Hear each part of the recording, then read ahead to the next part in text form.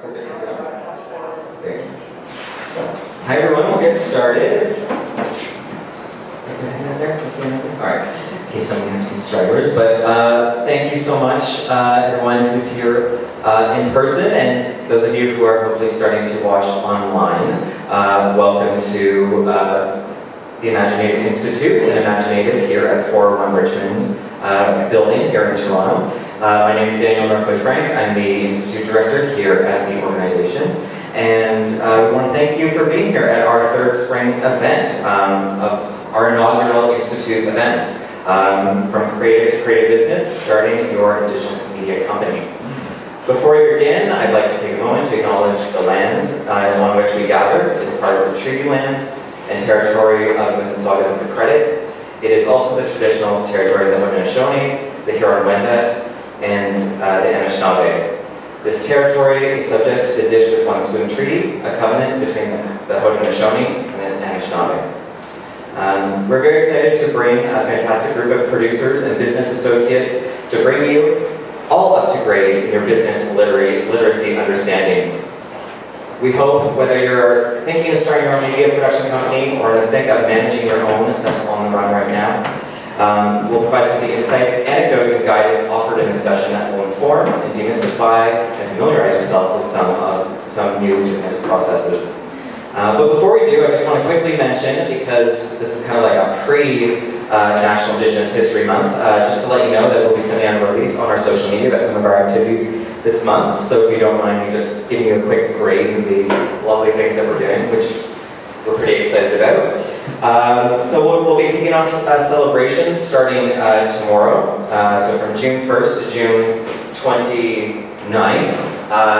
We welcome you to come and experience our 2167 virtual reality exhibition, which we had showing at Imaginative last year, but will be located here all month in our lobby here at Imaginative. So if you had a chance to see it, loved it, want some other people to come and experience it, come on over. We have headsets and gear ready starting tomorrow, and during our business hours, you're welcome to come and experience 4 innovative Indigenous viewpoints on imagining the future as a response to the sesquicentennial celebrations of last year. June 3rd, we have Inclusive Arts London's Bring Forward Accessibility Arts Festival. We're bringing exciting works from local, provincial, and national artists to London over June and July 2018. We're partnering to present a free screening of Alanis Bonsoman's Our People Will Be Healed at the festival. The screening will be followed by a discussion with Imaginative Programming Tour Coordinator Judith Schuyler. June 8th to 9th, we'll be partnering with the Halifax Independent Filmmakers Festival to again present 2167, so if you know anyone from Halifax, let them know. It will be a free presentation there, and we'll be in the lobby of the Neptune Scotiabank Stage Theatre on Friday, June 8th and Saturday, June 9th. We will be showing in co-presentation with the Bloor Cinema, Man Killer, which is a fantastic documentary that came out of the US last year. It pays tribute to the extraordinary legacy of Cherokee Nation's first female principal, Chief Wilma Man Killer, and share how she overcame the numerous challenges with unparalleled passion and strength. It's part of the Illuminato Festival Game Changers series. On June 16th, with Hamilton Arts Incorporated, we'll be doing a screening of Bodies, Memories, and Time experimental shorts program in Hamilton on June 16th. It includes the following shorts: Tenacity, Wake Up, There's a Covenant, Is an Indian with the Meaning of the Indian Act, Occupation of Memory, My Father's Tools, Otanya, Creature of Data, and 3000. A fantastic program we welcome you to come to. What else we got here?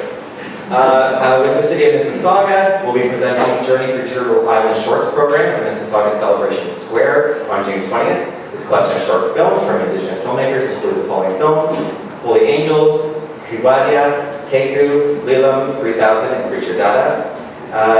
June 23rd and 24th, we'll be at the Nami Res annual traditional powwow and Indigenous Arts Festival. We'll celebrate Indigenous culture and energize the grounds of the National Historic Site at 250 Fort York Boulevard with compelling creations by Indigenous artists, including traditional and contemporary music, educational programming, storytelling, dance, theater, and food. Visit our booth at that festival, meet the Imaginative staff, and win some prizes. Then June 27th, we have our annual Young in Dundas Square. The the Indigenous market there. We are there every year. We have a booth. We welcome you to come by and find out about all of our activities happening over the month and upcoming for the festival this year, and also win some prizes, including all access passes to the festival. And closing it off, if it wasn't enough, we'll be closing out our spring series featuring actually Natalie Mexik, who's here, our virtual and augmented reality resident, to come learn, be inspired, and interact with projects she's been working on as we close out our spring series. She's been doing some exciting work with Indigenous Fashion Week Toronto in here and leading up to it, so we're really excited to showcase and some of the things that she's learned over the course of the last 8 months here with our residency, so thank you, Natalie. So now I'll just jump back over to the other one here. Sorry that was very long, but we really wanted to connect to all those things. One last time, I want to just say about the Institute and about our industry series that we announced at our first event, is that Imagine's Festival is October 17th to 21st this year, that the industry series is being rebranded as Industry Days, and it's going to be 5 days this year rather than the 2.5 we normally do, and we'll be running the Monday, October 15th to Friday, October 19th this year. So the overlapping the festivals, our international artists come in, and but also get an opportunity to just enjoy the festival for the closing weekend of it. So we really hope to see you there bright and early on Monday morning to start our activities in the industry. So just a quick rundown on our panel. We'll have a discussion for about maybe 15 minutes or so with all of our esteemed panelists here. Thank you everyone so much for coming and giving me time and talking before it. So we're all kind of set about what are kind of the best things we can take out of this hour together. I want to also thank Cook in the Kitchen, who's our exclusive Institute caterer, headed by Joseph Shawana, and I just want to thank them for the amazing food that they bring to each of these events. And we're also thankful to present this Institute panel with BMO Bank of Montreal. I want to thank Emily Wayman for BMO's continued support of Imaginative and her team, Sean and Brent, and James for working with us. Before I introduce our creative panelists, I'd like to invite James McKay, Senior Manager and Indigenous Advisor at the BMO Financial Group, to say a couple words before introducing his team speaking on today's panel. James. Thanks, Daniel. Thank you all for having me here. I'm honored. I'm James McKay. I have the honor of leading BMO's Indigenous Strategy enterprise-wide. I'm also a member of Batchewana First Nation, so this is a Northern Ontario community. Proud members of about 2,600 people, about 400 of us still live on reserve. Anybody here from Batchewana? Anyone? No? Anyways, I like it.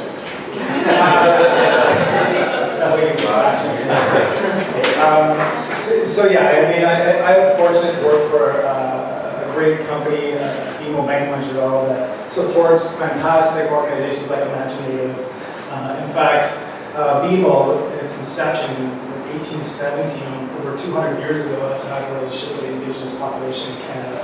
And through its Aboriginal banking unit, for the past 26 years, has grown a book of business of more than $4 billion. And that's a great accomplishment. And it's done through commercial banking, nation building, so it helps the population that wants to build real estate, advantage of energy, resources, wind farms, really being a partner and walking hand in hand as the Indigenous population finds its feet in this country. There's also trust that Aboriginal banking does, so if a community does settle a treaty and they want to invest that money for future generations, that money does not really belong to this generation, but past generations, you must help there in order to keep those funds flowing for years on time. With that said though, no further ado, I will introduce our esteemed panels. The first is Brent Barkley, Senior Director of BMO Financial. Brent joined Aver Media Finance, now BMO Media Finance, late in 2011, and comes from the film and TV industry, where he worked as an independent producer for 12 years, predominantly with Toronto-based Sienna Films, and was involved in a wide variety of feature films and television productions. Brent's background also includes stints in the film distribution for Lionsgate Films as a senior manager and advertising account executive with clients including major multinational financial services companies. Brent holds an honors Bachelor of Arts degree from the University of King's College and a Master's of Arts degree from the University of Toronto. Please welcome Brent Barkley.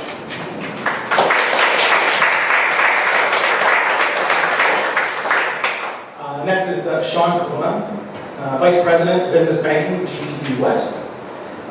Sean began his career with Bank of Montreal in 1999 and processed through numerous branch roles before becoming a branch manager in 2004, spanning 4 separate GTB branches.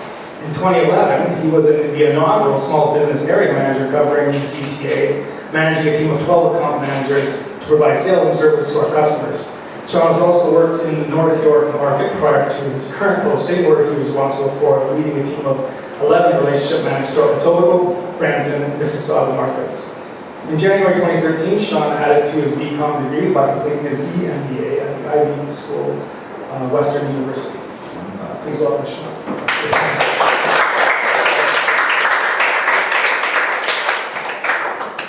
Thank you, James. Thank you so much for those introductions.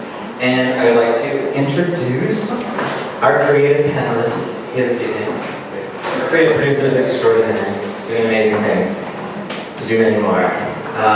So I want to thank Laura Milliken, who's the president and CEO of Big Soul Productions, a media producer, and is originally from the Chippewas of Kettle and Stony Point First Nation in Ontario, Canada.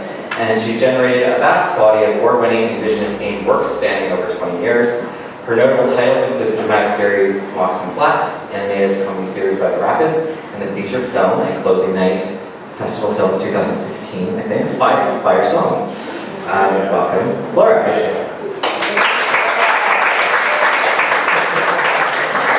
next we have Madeline Mixuk, who's founder and CEO of Mixtape VR. Producer of film and virtual reality content. She's a lover of dogs that are not her own. Hater.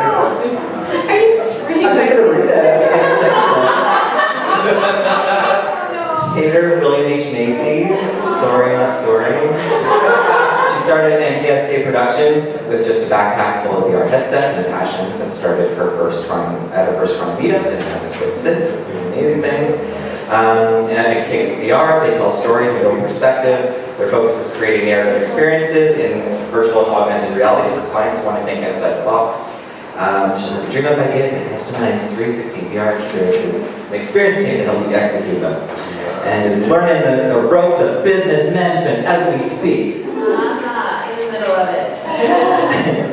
So thank you everyone. Sorry for all those introductions, but I think it's good to kind of get that all out of the way so we get into some of the pertinent and nuggets of details that we want to get about starting or evolving your media production company. We have so many things to discuss tonight, and I think we're really, as I seem to say at every event now, we're really at a real exciting point in the development of Indigenous screen content here in the country, but also internationally. And I think we're really seeing Indigenous screen content production levels that we never had before, with new opportunities through the Canada Council's revamp of their funding stream, new initiatives by Telefilm. Those are just some of the start of those amazing things that are coming out, and really our artists have shone when given the opportunity, and I think with the many more opportunities, they'll have many more moments to shine.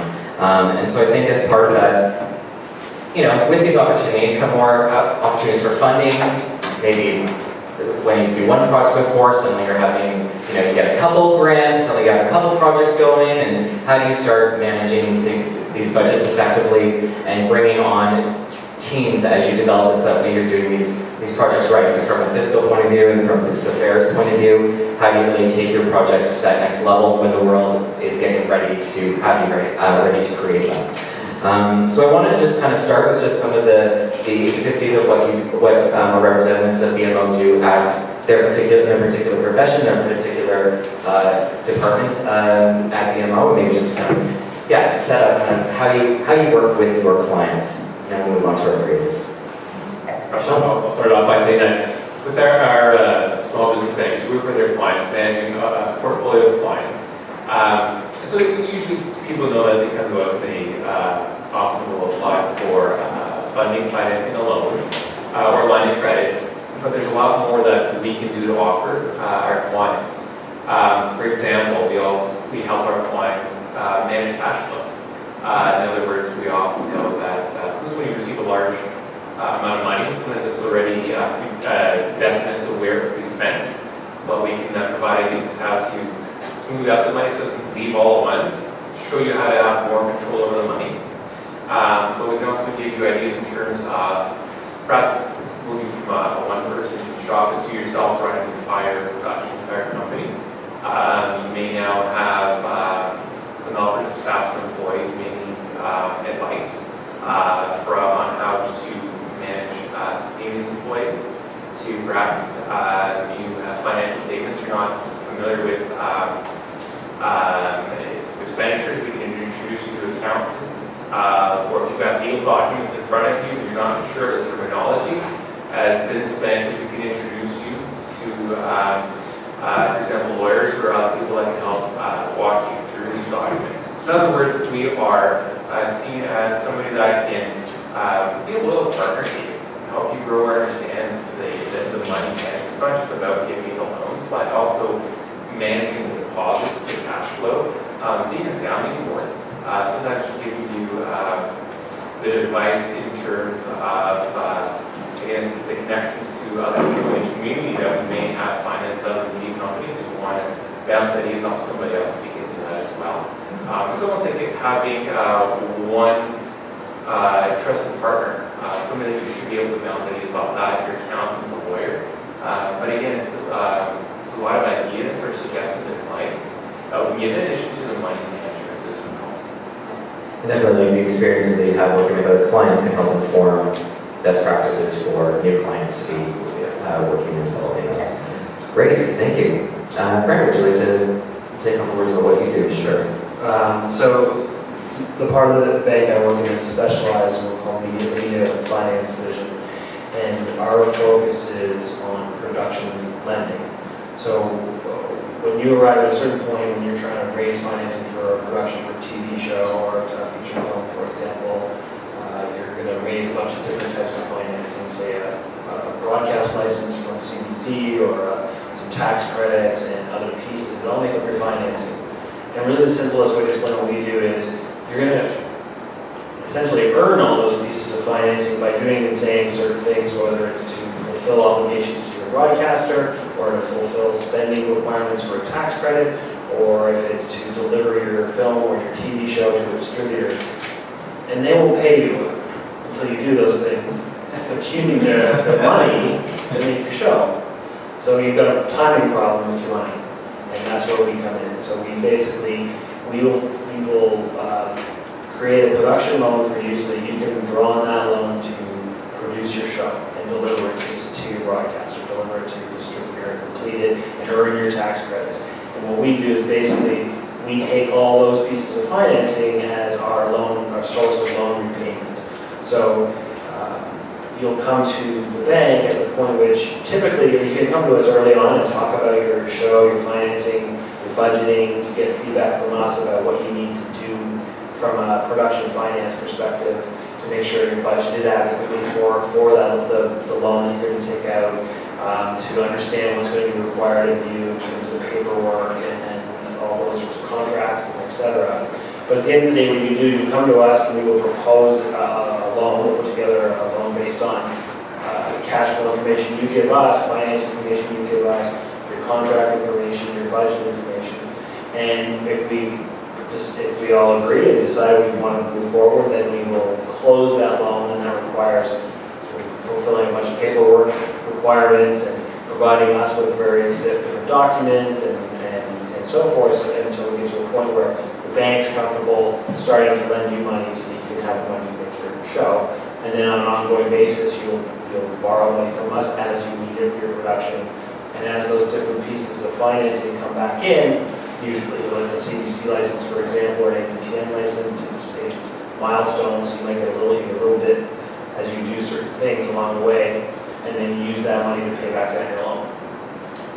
And that's really kind of the bread and butter of what we do. We do loans of all sorts of sizes and types. We work with new emerging producers, we work with established producers, and we can, as I said, we can, if you're new at this and you're learning and want to speak to someone like myself to get feedback, we're open to being available to have conversations and give you some guidance about your first, if it's your first production on the sort of things to look out for and the things you need to do.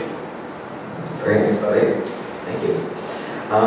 Well, great. So I think obviously we have kind of two different levels or sectors, the way that relationships are built. And so I thought maybe it'd be great to speak to Nyla and Laura just about your own companies, how you're getting started. We can talk from emerging business to also someone who's been in the business for 2 decades, and what you're learning now as a larger company and entity and managing those things, but also on the practical, the just starting out. So Laura, Nyla, would you like to start with maybe just what brought you into deciding I need to turn my creative ventures and evolve them into a business entity with it, and then becoming independent? Yeah, so I work for the most part making virtual reality content and 360 video and some augmented reality stuff. So essentially, when you think those headsets that you see, they're really goofy looking, I make the content that exists on those. And then within that, we kind of expand into some other stuff, like all within that realm, like 360 video and video games and augmented reality, like I mentioned. And so I started working in film. My very first job after film school was with Laura, and I think I was like 2 weeks out of graduation. And so I worked with her for a couple of years, and it was really great because we worked on, a bunch of different type of, like so many different types of content. We did music videos and events and television series and animation, and so it was certainly really exciting. I liked working in production for sure. And Laura had an awesome company with awesome people working for her, and for sure that's something that it's a big reason why I started my own company, is just because I could see Laura doing it, and so I kind of made a transition about 4 years ago from film into VR and 360 work. That's mostly because that's kind of when I got in really early in VR 360, and when I started getting into it, it was kind of, I was doing my regular work, but then doing VR full time, and it got to the point where I was able to kind of start working enough that it made sense for me to quit my other job and start working in VR 360 full time. And so at that time I joined a couple of video game company that hadn't worked in VR, but had some of the, basically VR is like film mixed with video games, so more interactive storytelling. So I joined those guys. We were making stuff. It was really great to be kind of to be working full time in this interactive space. But I just felt like it wasn't really making sense for me. It was just, I won't go into all the details because it's really not that interesting. But but I decided to leave to do my own thing. So it was actually pretty exciting. I left, I guess, March of 2017, right, that's last year. Yeah, so I've been kind of doing my own thing ever since. And so we do a lot of extensions of 2D content, so extensions of film or television series. We also do some standalone stuff, the gallery stuff. I produced a couple of the pieces that are in 2167. And then we're also producing 2 features, 2 regular 2D features. This year. So it's kind of, it's a nice, really small team. There's just myself and 2 employees.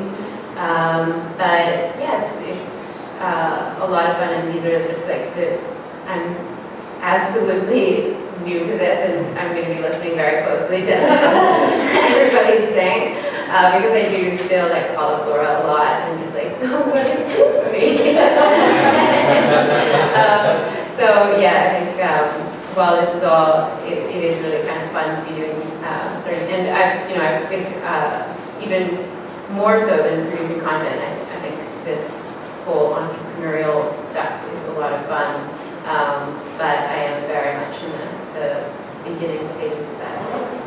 And so I just want to ask, like, so what are the things that are happening right now? So you incorporated? What was your Yeah. first step from people who are like, okay, what is my first Sure, yeah, step? so I incorporated, and... You were thinking about that process through yourself or talking to people who've done that? Talking to people, but I also like knew, I mean, kind of Googled it, but like, I mean, this is stuff you know.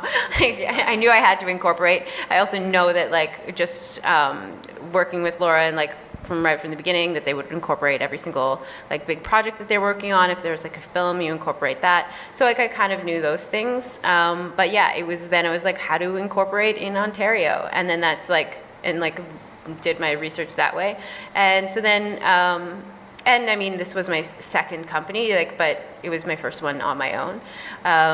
So it was, yeah, so that stuff was kind of new. But so, and then I, set up my bank account, set up my HST, all that stuff. And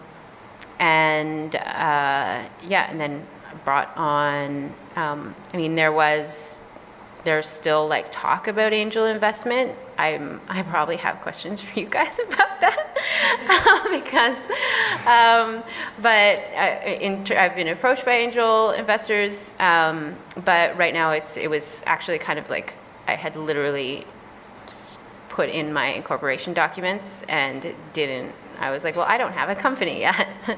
And I felt like I needed to kind of get a grasp of what I was actually doing before I kind of started to think about that sort of thing. And yeah, so then it was really, I was lucky because when I made the transition over, I had a couple of clients that I had been working with previously that kind of moved with me, so I wasn't kind of completely starting from scratch. And yeah, so then it was, I've just been, because I know that I know that I should be applying for grants as an Indigenous woman working in tech. There's grants available. I'm aware of this. I have not applied to them yet. But so I've been mostly working on just like working with clients and getting my financing that way.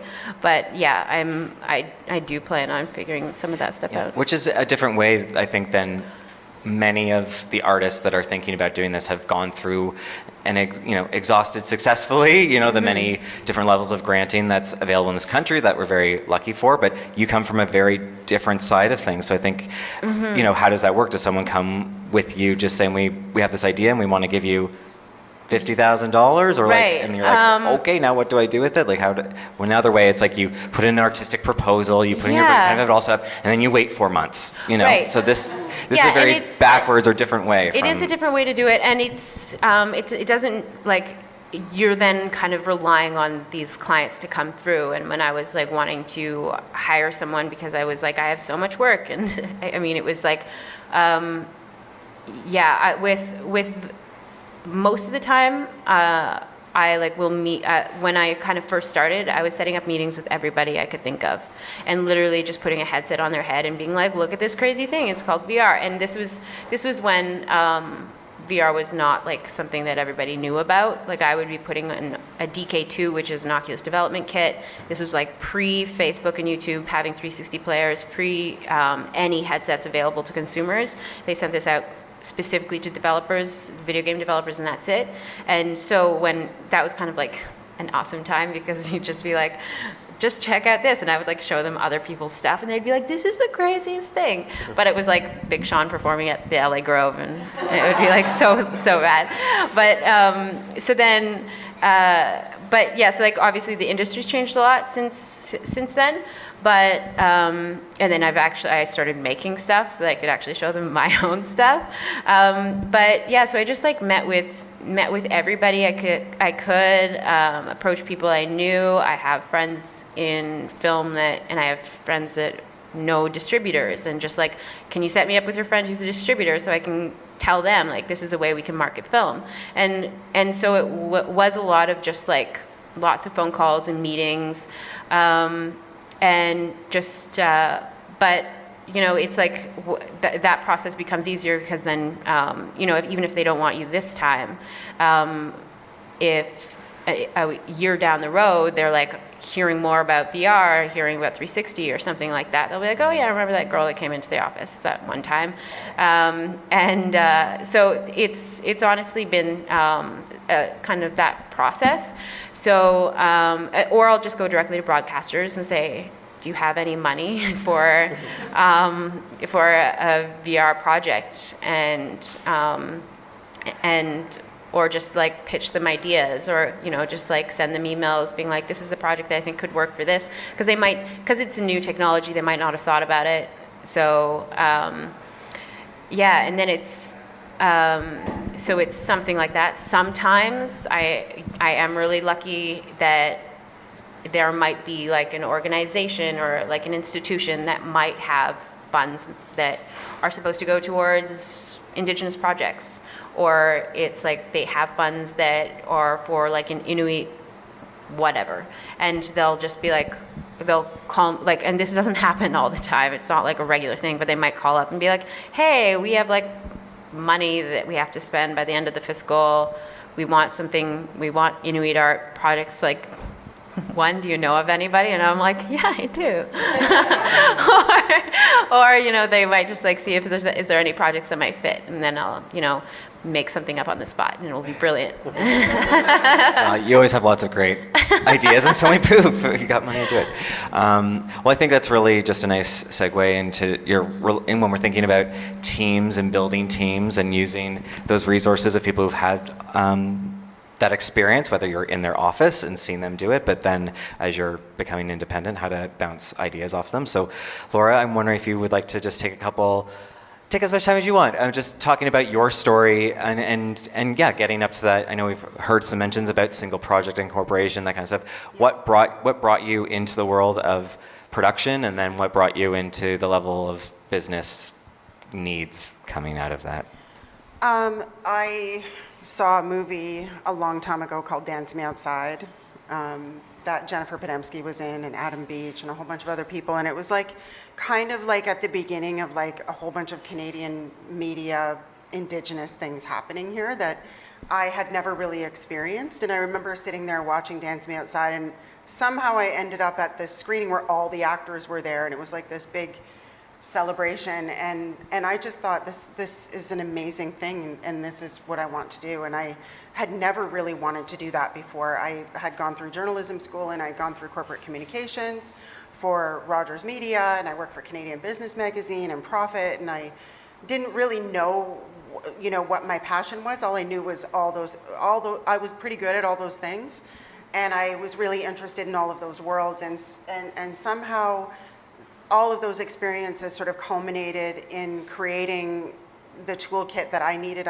to become a producer, a good communicator, somebody who's creative, somebody who can manage a team, somebody who has some corporate experience, somebody who has been in a lot of different worlds and has really, gone out there and kind of dipped her toes in lots of different waters and just checked it out. And then there I was in that theater that night, and somehow I ended up working for John Kimbell, producing the National Aboriginal Achievement Awards in 1998 and 1999. And I kept thinking about, how cool Dance Me Outside was, and then Jennifer Podemsky hosted the show in 1999 when I was producing it, and we became friends. And in Regina, we started talking about these ideas that we had. We knew APTN was coming. We knew things were going to change. We had this idea to do a youth empowerment series, which became the 7th Generation. And we pitched it to APTN, and we actually got a whopping $5,000 per episode to make that series. So Jennifer and I had a show. APTN was launching soon in September 1999. Imaginative was launching. Big Soul was launching. We had to launch Big Soul because we needed a company. We had a show, but we didn't have a company. So, okay, what do we do next? Okay, well, let's create a company. So we created Big Soul, and it was a general partnership. And we didn't even actually create single-purpose companies for the 3 seasons of 7th Generation, simply because we weren't accessing Canada Media Fund, we weren't accessing tax credits, Jennifer and I were the most resourceful young women ever I don't even know where we got the gumption to be the kinds of people that we were, but I think that there was like a moat that our feet carved around Ottawa because of all of the places that we would constantly go to and ask people for money. And that's really what we would do. We would drive back and forth to Ottawa and like just be like, hey, we're two really awesome young Indigenous women and we're creating this really awesome show and you should give us money. And somehow we raised more than $500,000 a year for 3 years. We had first generation digital cameras, we had first generation Mac, we had first generation Final Cut Pro, and we had editors sleeping on the floor of our one-room studio for overnight renders for one episode. So it would take us 2 weeks to render out our season. So we didn't have a necessity for interim loans at the time. But the other thing that I knew was that I needed to diversify. I knew that, you know, if I really want to make a run at having a business, I need to do other things. So we would get out there, we would do training programs. We would go up to Northern Indigenous communities and train kids and make films. And that is actually how Moccasin Flats happened, but I'll get to that.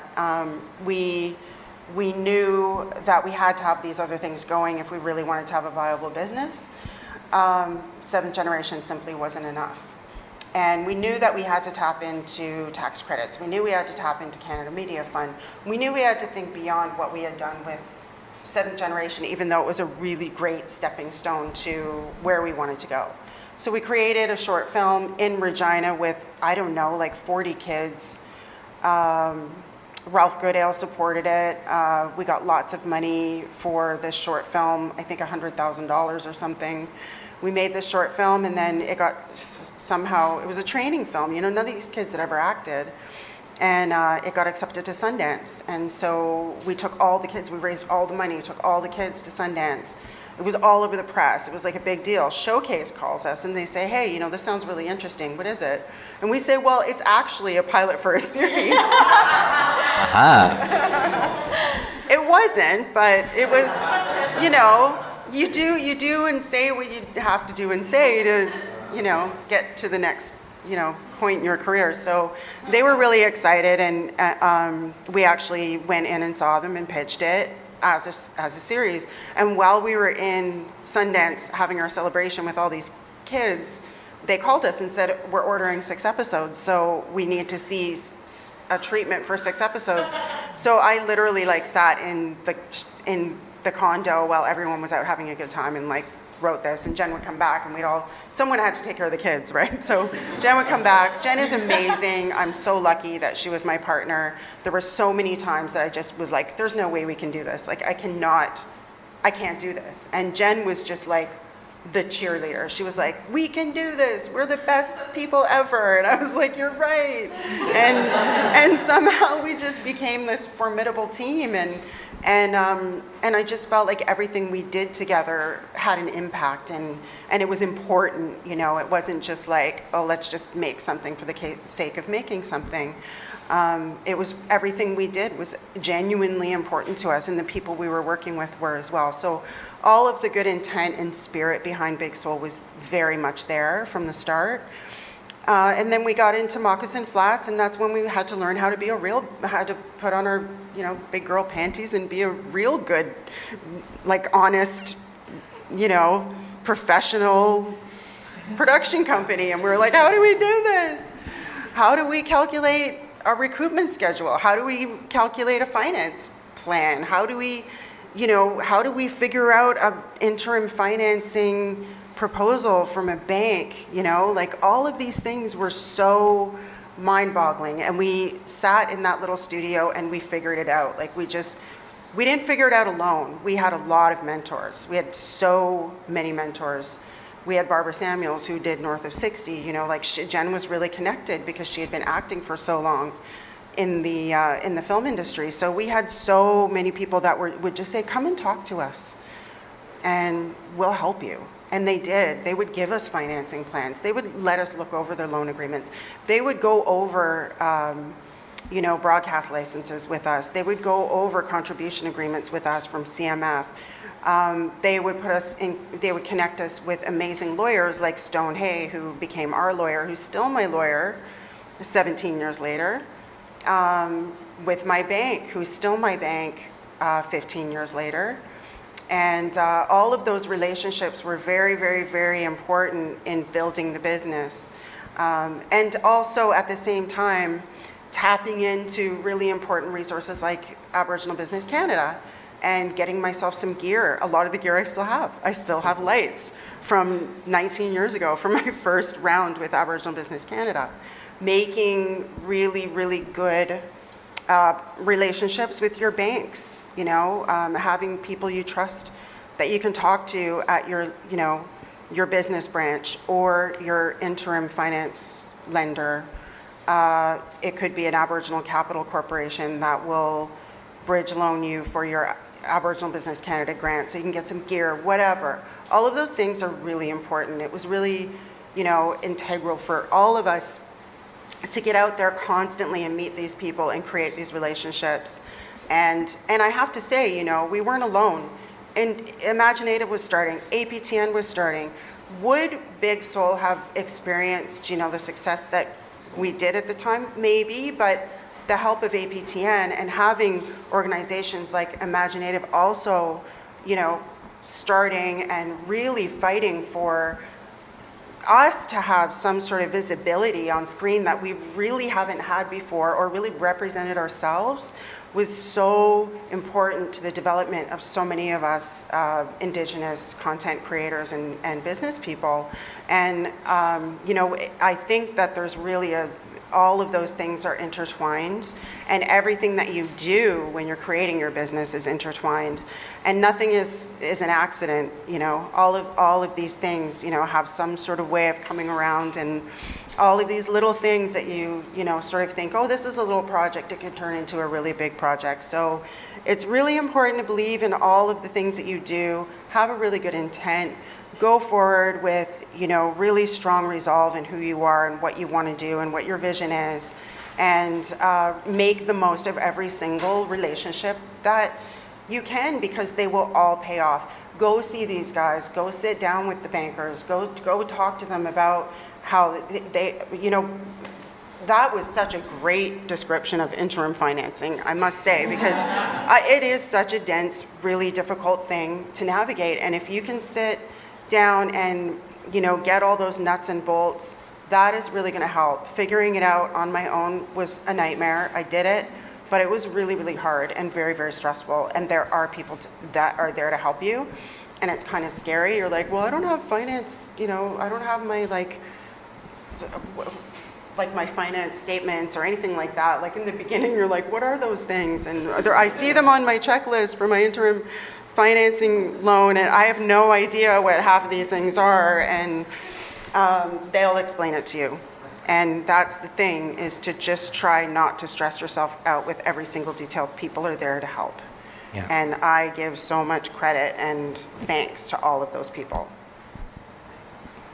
Yeah, amazing. I'm done. You're done. No, but it's so clear, like, these relationships that you're building and the trust that you have when, you know, how do we dispel these ideas of what banks are and what they do? And I mean, we have that same experience when we work with a grant where you feel like you're going to have to prove, like, this is who we are and we're really great and do you trust us and whatever. And then we had a foundation come and work with us and they're like, we just want to help you do what you do better. And we're like, you just want to help us? We don't have to like prove ourselves. It's just, and so I think it's really dispelling like some of those things that you think of when it's like those scary moments. I'm wondering if Brenda or Sean, if you have any comments just based on maybe where Nyla's at right now or other people who might be at that and what advice you would give, or maybe Nyla has a question of like where you're at.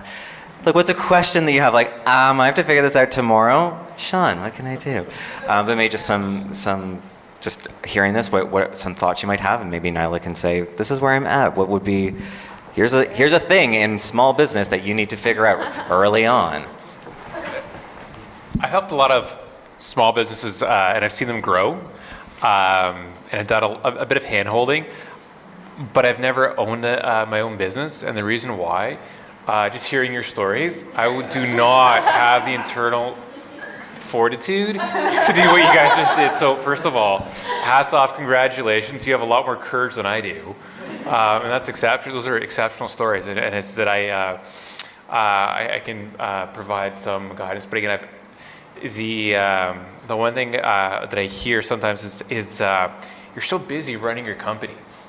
And you shouldn't have to be, so to speak, with your mind on your money all the time. Like you should be out there producing or building your contacts, making your content, and again, not to worry about is my check going to bounce tomorrow, for example. And that's where having a trusted relationship with a bank or somebody else that can provide some guidance comes into play. And I think a lot of times that you could be working a 24-hour shift trying to get the production out the door, your next a few scenes done, and sometimes just time goes by so quickly. One thing I can always say is it's hard, but try to look ahead 3 months, 6 months, and 12 months into the future to think about when will, for example, do I have a big outlay of money, for example, in the next couple of months? Do I have enough cash on hand to do that? Have I budgeted for the unexpected? Just like in your personal finances, something may pop up, like my fence in my backyard just fell down with the windstorm a couple of weeks ago. Something like that, do you have money on the side to fix that? So maybe something like that, like whether it's your production vehicle breaks down, you need to repair it. Do you have money set aside from that? It's always you don't know what you don't know, and a lot of the unknowns pop up at the worst time possible. And so I would say just make sure you have some cash aside for that, but also at the same time, maybe it's having a clear split between what is your own personal credit card, for example, and a credit card for the business, so you know what is a business expense. Liabilities. And it also helps if ever you are applying for funding or for government grants, you can clearly show that this is a legitimate business expense. It helps to clearly identify to the government that it's a business expense, not a personal expense. It's a lot easier to, my understanding, is to obtain funding or grants. If you can show, here's my business expenses, and even if on your notice to readers, your financial statements for your incorporations, that again, these are all legitimate business expenses. Great that you've incorporated. It helps to reduce the liability. If you have anything in your own personal name, it's you want to make sure that if it's part of the business, it's within the corporation, it's owned by the corporation, to reduce your own personal liability. But again, there's a lot of little steps that I hear you've done both exceptionally well. But again, the one thing I always comment is that sometimes you don't know what will happen 3 or 6 or 12 months in the future, and try to help see if we can, even with your business banker, plan ahead and say, how can I save for that rainy day, or what happens if this unexpected expense comes up? What can you do for me? Great. Brent, do you have anything to add to that conversation?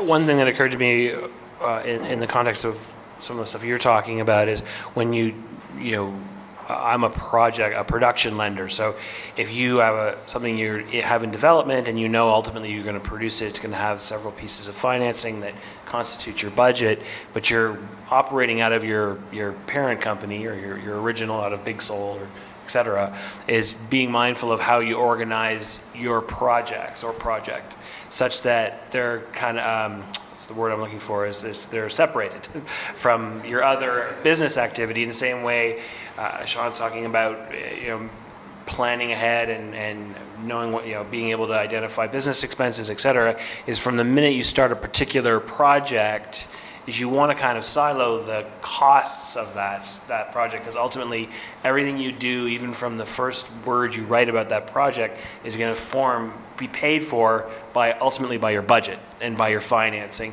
and all of that will go in towards things like earning tax credits and qualifying your show for those tax credits and meeting Canada Media Fund guidelines and all sorts of stuff. So it's very important from a kind of company level to understand that as you start a development slate of projects, each one of those projects ultimately is going to have its own, if it's going to be financed accessing tax credits, accessing broadcast licenses, those sorts of things. It's going to be financed out of a new company that you'll incorporate that will be owned by your parent company probably. And just being organized from an accounting and banking and spending level to anticipate that, so that you're organized at the time that you start going into real your finance, you're starting to talk to banks about borrowing money, you're moving ahead, and at that point someone, a production accountant or a bank or various people within that are going to say, well, where are your development expenses? And you'll say, oh, there's some in that box over there, there's some there. You want to have that be something you're prepared for in advance, just from them. So that's just a sort of a practical note from a company. Yeah, Laura, do you have anything to? That's just like, that's one of the most important things actually, because I remember when we were in Moccasin Flats, and actually we didn't have a development budget prior to Moccasin Flats, but if we had development costs that would have gone into the budget, we would have had no idea what they were, because everything was being done under Big Soul up to that point. So what we do now is we organize everything that's under development under a separate account. You don't need a separate company for development, but we have a separate account with the same bank, and then we just have separate accounts under QuickBooks for those specific projects. So we can very easily track every cost for development for each project, and that's so important. We actually had a job land in our lap that was half done, and the development costs were such a mess that it took us, I think, 6 months to sort out or something. And I think we were like, even way when the project was done, we were still sorting out those costs. And that's really going to affect all your tax credits. It's going to affect everything. You could have a lot of people don't think, oh, my budget is all these production costs. Well, no, it's that $150,000 you spend in development as well, and it has to go into all of those line items accordingly, and you have to pay that back. So yeah, that's a really, really good point. And that is something that we learned a little bit later on, but I don't even know how many accounts we have, or how many single purpose companies we have, because you do one for every single season. So I think the most seasons we ever did was 4 or 5. But we've done several shows, so dozens of corporations. And the other thing you have to do is submit all your tax filings. And the other thing you have to do is make sure you're up to date on all of your HST for all of those companies. And you have to close all of those companies. So it does become a logistical nightmare if you have a lot of things running concurrently. So it's really important to have, somebody managing that for you. If it was up to me, we'd be a total mess. I have an amazing person named PJ Thornton, who's worked with me for 18 years. Tell us about PJ. And honestly, I would be a mess without him.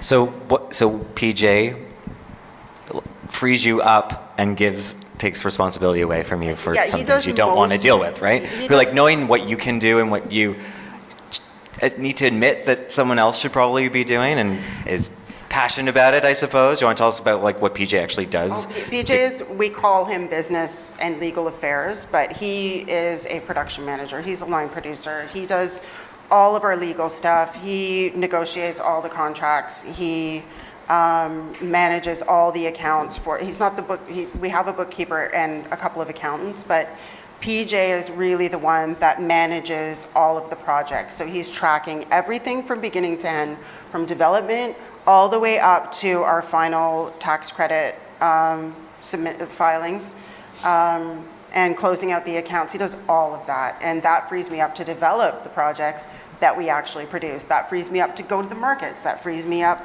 to do writers' rooms. That frees me up to go and meet with the broadcasters and try and get something into development or greenlit. So he's the person who works with the banks more directly, would you say, or no? More directly, I still do. It's still it's my name on the line. I really have to be the person who signs all the loan agreements, which is also kind of scary. And it's fine, but that's another thing, you have to be ready to really put everything on the line. So you really do have to have some sort of credit score, and you have to, all of that stuff, think about now. But yeah, PJ frees me up to do all of the creative stuff. So we actually have projects to work with. But yeah, he does that. Nyla, you wanted to add? Yeah, just that I was getting like really stressed out up here as people were talking. And then as Laura was talking, I was like really getting stressed out. And then she was just like, oh yeah, and then I have PJ doing this. And I was like, oh God, yeah. I just need to find someone like that. Like this doesn't have to, like I don't have to do everything, which I think is like something that, you know, I mean, is that I'm still in the process of figuring out, like, what is my team, like what, because there are certain things that I feel like I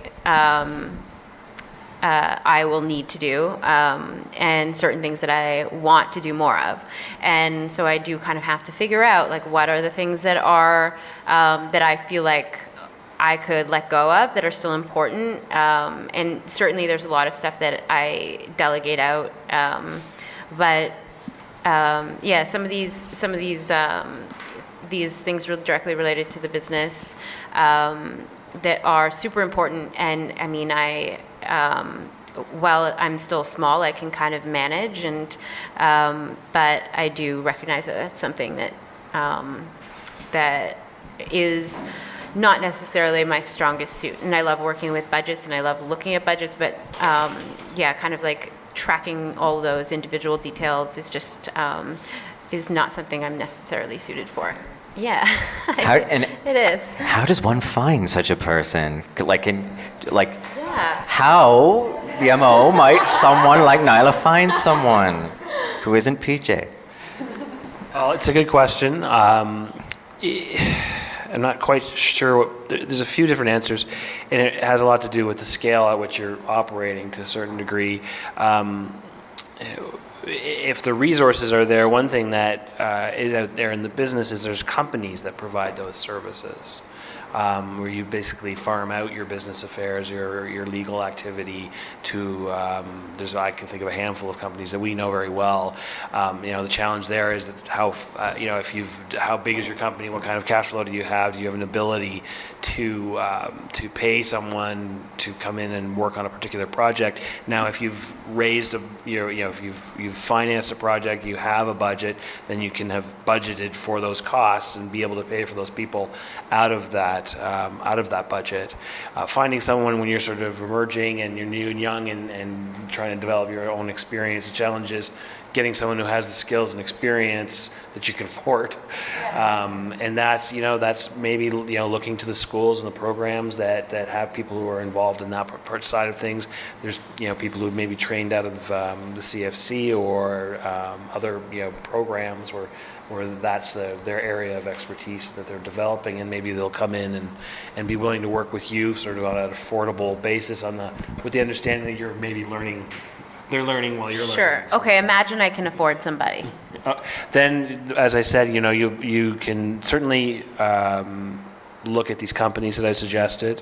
But I think what you say about coming, because it is like an emerging, like it's a new company, that having someone that's like willing to kind of learn along with the process of building this might actually be a smart choice. Yeah, I think you look for, it's quite often the case where the production team that evolves at a company works out what they're good at, and if you're more focused on developing and executing the creative vision of your content, then you want someone who's engaged by, interested in, and good at spreadsheets and tracking costs and doing cost reporting and understanding how to put together financial statements and understanding and keen to learn about the ins and outs of a CBC license or a CMF agreement or understanding the funding guidelines or around tax credits and all those sorts of things. Is someone who's interested in sort of focused on those things.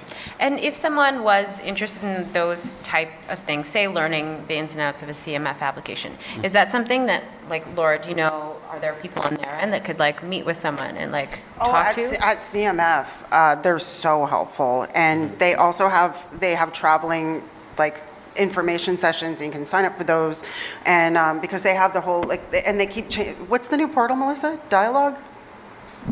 It's called That's Dialogue, telephones. right? Telephone Oh, is that's dialogue. but the CMF applications go through it too now, don't they?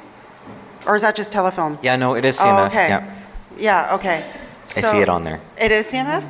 I see it on there when I'm doing my telefilm one, like says CMF applications. I'm like, I okay. don't have anything to do with that. Yeah, so they will go across, you know, and like Melissa works with me too and has for several years and goes to these sessions with me and or will go, you know, with our bookkeeper and it's really, and they, you know, it's funny because Emma knows everyone at like CMF and they're like good buddies.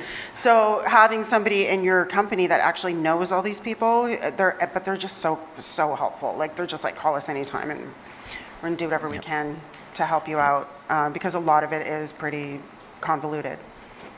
I just want to take a step back, just thinking about, when I think about companies, I think about commercial ventures, but we've met, again, a system that supports a lot of like artistic adventures, I mean, of course, creative, but so when we're talking about liabilities, like if someone wants to just live in the Arts Council system and want to live on development grants and that don't have to have necessarily commercial success, but maybe play at festivals, they get a gallery exhibition, they can do whatever. Is there still an advantage to them going through a business medium when it is kind of project? Those are project-based things. Do they need to think about it as a business, or can they just, or like, you know, in this, like, I don't want to go under because I can't, you know, I fail at a project, an artistic project with a grant. Does just the liability and that kind of stuff. Do you need that if you want to stay in that world? I would say yes, and I'd say that some of the things that Sean was talking about are applicable to that sort of a career trajectory of maybe your project to project, maybe you're getting funded as an individual versus as being in a corporation, or maybe you're a sole proprietor, or I don't know what your structure is. But I would say that making an effort to develop some business acumen around how to run your expenses and your financial side of your life is always a good idea. It may not be some people's inclination to do that, but I think that that would always be my advice, is to develop some of those basic skills, develop a relationship with a banker, or even at the retail level or what have you, or small business level, who can be helpful to you, and all that may be in the interest of, I want to understand, I want it to be simple, I don't want to deal with it, I want to do my art. But you'll be able to do your art with a little more maybe peace of mind. Yeah, when you're not wondering where the next. If you feel like you've got that side of things taken care of. And I think that's something that we don't understand them. Yeah, and I think it's something, just in my experience of growing up in the education system, whatever, it's like you really never learned financial literacy. Like your business class didn't really teach you that. I went to university and blew all my OSAP. Like, I was eating tuna and Kraft dinner by January, but like, being able to look after your personal finances, I think there's a real lack of that understanding, first of all, before you even get, so business is just like a whole other level. So like learning how to track things in just a spreadsheet, and can you afford bills for the next month, is just some basic things that translate into other areas. I agree on the finances, but I also think as an artist, you really need to be concerned with usage of your material. You know, who's going to license it? What are they going to use it for? Where's it going to go? How much are they going to pay you?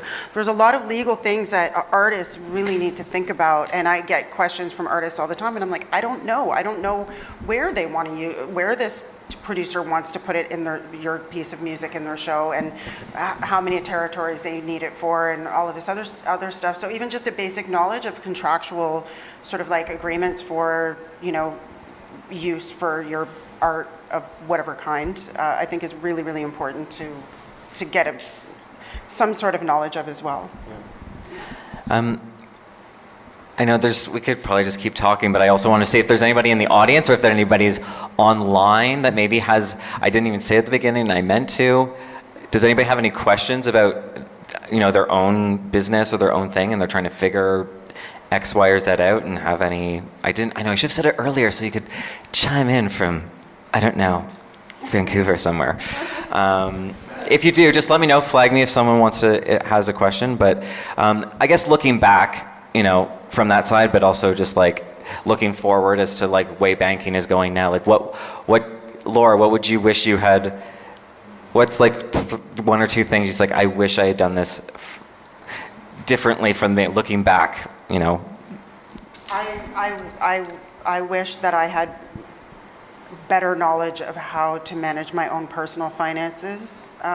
Very much like what you said about when you were in school and reckless, and I wish that I invested properly when I was younger, because having, you know, a portfolio or some investments or other things that can back you up when you're looking for loans and all of that stuff, that's all really, really good. And you know, unfortunately, I didn't come from a family that really had that kind of background. I came from an impoverished family, and we lived hand to mouth, and I never got that kind of education. And I wish for that kind of education for anyone who comes from that background, who might need it in the future. We all need it in the future when we're younger. And I really think we should educate kids in our community a lot more about that. I didn't start investing until I was in my 30s, and it's good, but it's not nearly where it could have been by now. And so that's like probably my biggest regret, and something that I would definitely would have changed. And what's the thing that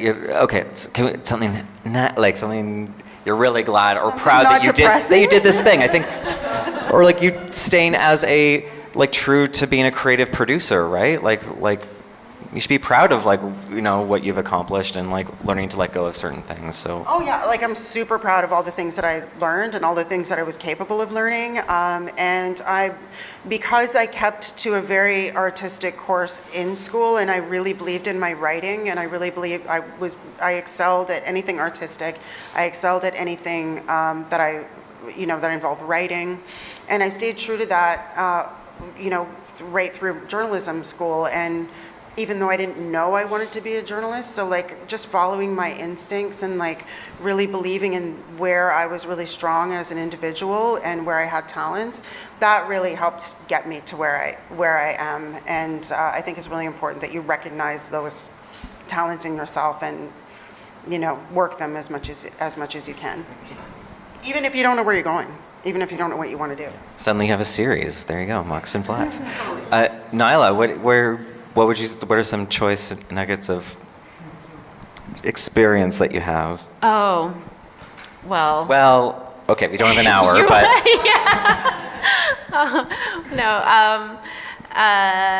Yeah, I think that one thing that I've definitely learned is just you guys know this, people that know me know this, it's just being careful with who you're going into business with, knowing, and because it is a marriage, and to, really be thinking about these things. I was really young, just thought that it was kind of a great idea. I think as an Indigenous person, you really have to be careful about those sort of things too. It was a situation where it was a company that identified as an Inuit organization but wasn't, and so I was obviously a valuable asset to the team, coming in as an owner. And because of that, once I kind of was realizing the situation I was in, it was just a pain in the ass to get out of it. So I think that's a big one that I've learned. And this is something that, because as I, and when you work in film, you're joining projects and joining team members that are, you're going to be working with these people for years. But with, what I'm still really grateful to the experience of that first company. When I left, it was, it was really nice to kind of be able to continue the same kind of thing on my own. This has all kind of, been a bit of a crazy whirlwind couple of years working in VR, but it's because it's also just a very new time and a new medium, so it's been a lot of fun, and it's really exciting. I've been one thing that I have really implemented with this new company is really managing the amount of work I'm doing and really being careful not to overburden myself and stress out like crazy. And so I do I've got a bunch of different projects in different stages of development and production, because that's what you need to do when you've got a company and you're, all these things are, you're not going to have all the money for all the projects at once. You kind of have to stagger things out. but at the same time, I say no to a lot of projects. And I say no to a lot of things that I feel like might not be the right products for me. They might not be asking me for the right reasons. Again, from that first lesson, as an Indigenous artist, because everybody wants Indigenous stuff right now. If you're going into business, it's a good time. We're super trendy. And people are more aware now, more than ever, that, when they're watching Indigenous content or, buying beaded earrings, that they want to know where it's from. They want to know that this isn't cultural appropriation. So it's kind of an exciting time. And so, but that being said, it means I'm really careful about what projects I work on and say yes to. And I think that's something that, I'm always having to kind of remind myself once, that I just don't go crazy with stress about work. But also just so that I'm stay passionate about the work that I'm doing. Yeah, and Sean, do you want to have any comments just about how, what are some recommendations that you would have for someone who hasn't started a business? What are the things to do? And is there something at BMO that's maybe an exciting thing in small business that you can recommend that people check out? Or So one comment, one recommendation, perhaps, just to follow up on, Laura, what you're stating about. I've had one particular company that came to mind in particular. Every other Friday they had a part-time bookkeeper, not even an accountant, just a bookkeeper, that they came in. And for 2 weeks, the company would keep all their receipts, all their expenses, and if they received a credit card statement, they'd put it into this box. They'd give it to the part-time bookkeeper, and every Friday he'd look at it to sort out what expenses went where. If there's any invoices to be paid, he'd pay that. At the end of the day, he'd give an update and a bit of a mini financial tutorial to the owner to say, here's where the money went, here's what's upcoming, just to keep them aware of where they stood in terms of money. It also helped them personally with their own personal finances. But the point is, I'll admit, it's dull and boring sometimes. Even as a banker, I'll admit that. But at the same time, though, it's important just to, even if it's once in a while, keep track of where the money is. But it's also important to keep control of it, that at the end of the day, because you're putting your name on all the documents, it's you that owns the business. It's you that should own the knowledge of where the money is. It's always easy to let somebody else take care of that, because again, it's not exciting as producing films, but at the same time though, it should be your responsibility, so don't shy away from that. In terms of small business though, just business in general seems to be speeding up more rapidly. And there's a lot more technology that's available out there, so that you don't have to walk into a branch. You can actually communicate with your business banker. No matter where you are, you can actually manage your finances remotely. So that again, you don't have to be in the branch. You can be on site and do your banking. But even in terms of credit cards, you can get a no-fee credit card. Helps you to collect points, but again, it helps you just to identify what's the expenditures for this particular project you're working on. And again, that's a lot easier than trying to go through with a highlighter to say, this is my own bill, this is for the company A, company B. So again, just to split your credit card, your receipts. I'm working through that right now at my desk. If you look at my desk, I have sheets of printed out credit cards. I'm trying to sort all the budget items for it. Yeah, sorry, Brent, do you have any comments to kind of close this out, unless we have any questions? I don't really have anything to add in that category, I don't think. Sorry. Done. Does anyone have any questions at all? We're all good. I hope this was informative. I hope you stay inspired to still be creative and to do it with to know that you can go out for dinner maybe on a Friday too, because you haven't spent all that money by Thursday. But just want to thank everybody coming and sharing your personal stories and your stories of just how you go about doing business, and thank you for everyone for coming. And this will be on our Imaginatives YouTube page afterwards, so I know there are many things happening this particular night here in Toronto, so we look forward to sharing this with you if you were not here. So thank you everyone, and feel free to join us for some drinks and refreshment or food in the other room.